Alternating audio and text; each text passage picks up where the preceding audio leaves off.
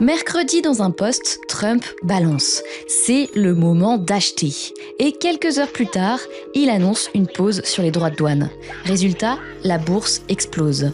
Coïncidence ? Coup prévu d'avance? Est-ce qu'il a commis un délit d'initié? On a vérifié. Ce qui fait polémique, c'est donc ce post alors que la bourse est au plus bas.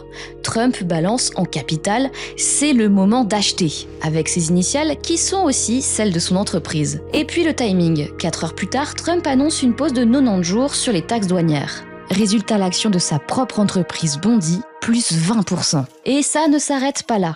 Le Nasdaq, l'indice boursier des grosses boîtes tech américaines, a grimpé, plus 12,7%, du jamais vu depuis 2001. Là, on parle de milliards de dollars. En gros, ça veut dire que c'est le jackpot pour ceux qui l'avaient anticipé. Et certains parlent du plus gros délit d'initié de l'histoire. Alors, est-ce que c'est illégal? Aux États-Unis, le délit d'initié, c'est quand quelqu'un utilise une info, pas encore publique, pour acheter ou vendre en bourse et faire du profit. C'est interdit parce que tout le monde n'a pas les mêmes chances. Donc pour parler de délit d'initié, il faut une info secrète utilisée à des fins perso. Et on a posé la question à l'économiste Hugo Panizza. Pour lui, cela ne me semble pas illégal. Il a de fait annoncé cela au monde entier, donc sans aucune information confidentielle. Ici, le message de Trump est public, mais c'est le timing qui pose question. En plus, on pourra parler de délit d'initié si un jour on apprend qu'il a pu s'enrichir ou enrichir un proche.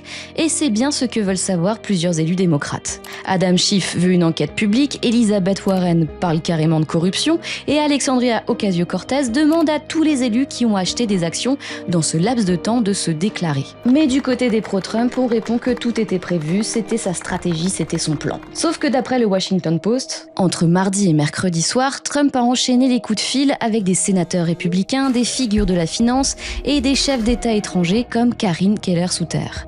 Trump explique que sa décision a été prise tôt le matin même et qu'il l'a écrite à la main, sans l'aide de juristes, avec le cœur. Bref, en 18 heures, il a changé d'avis et ce retournement a surpris même sa propre équipe. Donc tout ne semble pas avoir été prévu depuis le début et ça affaiblit sérieusement la défense des anti-Trump. Alors, est-ce que Trump a commis un délit d'initié? Techniquement non, pas pour l'instant. Mais est-ce qu'il a influencé les marchés? Oui. Est-ce que tout le monde a pu en profiter? Non. Pas dit que les petits épargnants et retraités aient saisi leur chance. Alors on n'est peut-être pas officiellement dans l'illégalité, mais on est très clairement dans une zone grise.